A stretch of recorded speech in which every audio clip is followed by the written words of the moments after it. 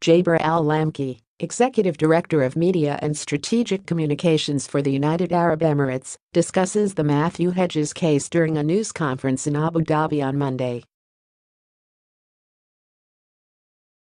Cameron Jabrali AP, by Mark Lynch. Mark Lynch email bio follow November 29 at 9 a.m. Matthew Hedges, a political science graduate student from Durham University, returned to Britain this week after more than 6 months in prison.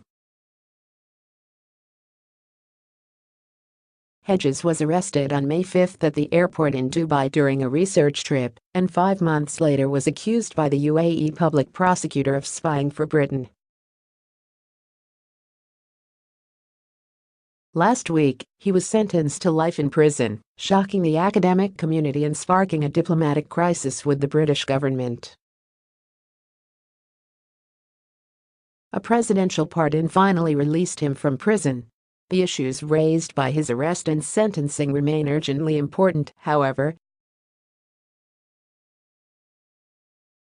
The risks of research in countries across the Middle East have changed in recent years, in ways that may not be visible to academics who did their research in an earlier era.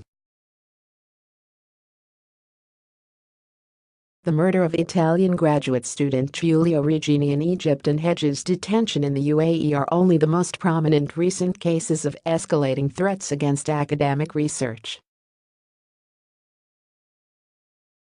Turkey has arrested thousands of its own academics as part of a broader crackdown on civil society. Iran holds several Western academics in its prisons on vague charges of espionage. Saudi Arabia has arrested many prominent civil society activists, including noted academics such as Hatun al-Fassi. In this context, many academics now question the feasibility of doing politically sensitive research in many countries in the Middle East. The current environment in the region is one in which the red lines governing what can be studied and how have become ambiguous and murky. For all the valuable efforts being undertaken to better prepare students for such risks, the harsh reality is that the students cannot meaningfully assess risk or protect themselves in ambiguous environments shaped by capricious and suspicious regimes. But avoiding research in these countries carries profound costs. Most academics who do political science research on the Middle East believe deeply in the importance of deep research on the ground. The best research, of any methodology, will be based on extended stays, cultural familiarity, language expertise, and extensive interview and documentary work. Research on the ground is the best way to develop new ideas, to see political issues through local eyes, and to avoid dependence on misleading data sets and out-of-date assumptions.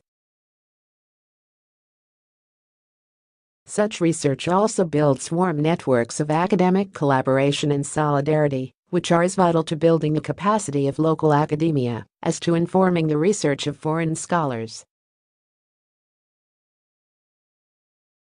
Can and should cases such as those of Hedges and Regeni deter political scientists from research in the Middle East? How would such a trend affect the practice of political science in the Middle East? Matthew Hedges and research safety in the UAE. The case against Hedges generated widespread fear and outrage across the political science community. Hedges was reportedly arrested after his questions about UAE foreign policy and arms acquisitions after the Arab Spring aroused the suspicion of one of his interviewees. Such research topics, while of obvious potential sensitivity in the autocratic and tightly controlled UAE, fall well within the mainstream of political science. His arrest, harsh detention and life sentence came as a particular shock because the UAE, for all of its well-documented repression of human rights and civil society activists, was seen as safer than the typical offenders in the region. The UAE had cultivated a reputation as a partner for Western academic institutions, hosting branch campuses such as NIU Abu Dhabi and generously supporting universities and think tanks financially. It seemed to place a high value on serving as a venue for academic and policy conferences. It typically relied more on fees of denials, deportation and self-censorship by Western institutions hoping for funding to prevent critical research. Hedges may well have remained in prison for life were it not for the highly public campaign to secure his release. The British embassy reportedly did little on his behalf for 5 months as quiet diplomacy failed to secure his release. His imprisonment became a hot political issue in the British media after his wife went public, ultimately sparking a serious crisis in British-UAE relations. Major academic professional associations released strong statements of concern, including the Middle East Studies Association and the American Political Science Association.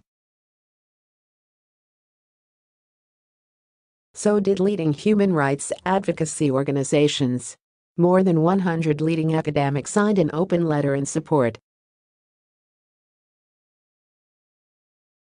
The British Foreign and Commonwealth Office eventually became deeply involved in negotiations to secure his release.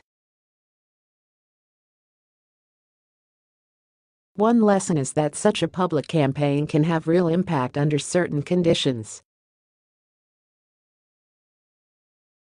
But another is that not every academic in peril will enjoy such a high level of sustained public and private support or become enough of an issue to imperil a close alliance. The UAE responded to this public pressure with an aggressive defense of the charges. The UAE reportedly wanted Britain to admit that Hedges was a spy as a condition for his release, but the British Foreign and Commonwealth Office continued to deny the allegations. One disturbing element of the case was that UAE academics did not come to the defense of a junior colleague or of the right to conduct politically sensitive research. That the case against Hedges reportedly began with one of his interview subjects reporting him and the role played by a leading UAE political scientist in advocating the government's case against him sent a chilling signal about the future safety of researchers in the UAE. The threat to researchers in Egypt. The Hedges case came on the heels of the even more shocking murder of Italian graduate student Giulio Regeni. Regeni was forcibly disappeared and murdered 2 years ago while conducting research on labor activism in Egypt. His fate sent tremors through the academic community, triggering an earlier tidal wave of students, faculty and institutions questioning whether it was still possible to do political science research in Egypt and deliberating over how to ensure safety. His death accelerated a widespread but informal trend toward preventing student travel and research to Egypt, which had begun following the July 2013 military coup. Regeni was only the most visible of the casualties. Egypt's prisons hold tens of thousands of political prisoners, including a wide variety of civil society activists, journalists and academics. Currently, without the publicity attached to Hedges, one Egyptian political science graduate student from a U.S. institution, Walid Salem of the University of Washington, has been imprisoned for more than 6 months after being arrested, like Hedges, over interviews concerning the politics of the Egyptian judiciary.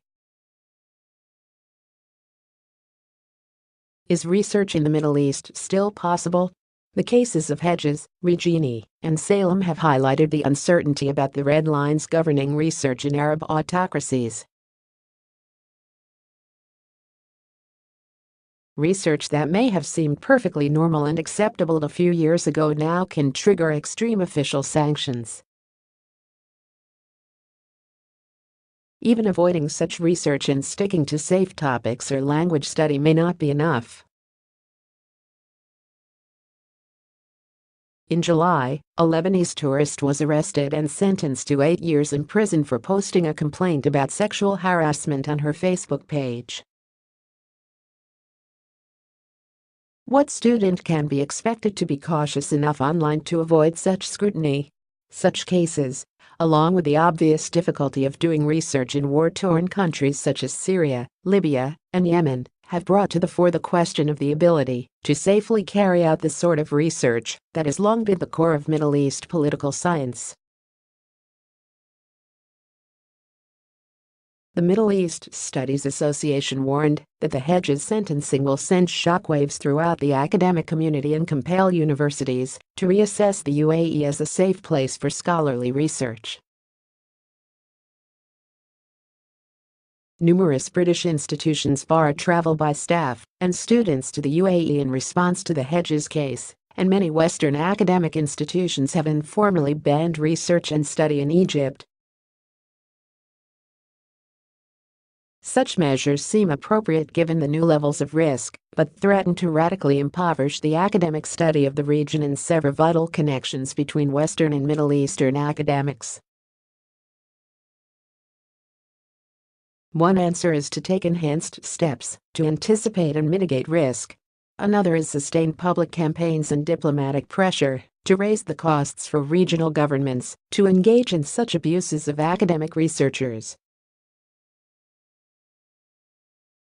But there are limits to such efforts. The red lines are too unclear, the punishments too draconian and harsh, and the protections afforded by Western embassies too weak. This may lead to the proliferation of research on safe topics in safe countries, to research relying on second-hand sources, or to the outsourcing of risk to local scholars. None of these bodes well for political science or for better understanding of the Middle East.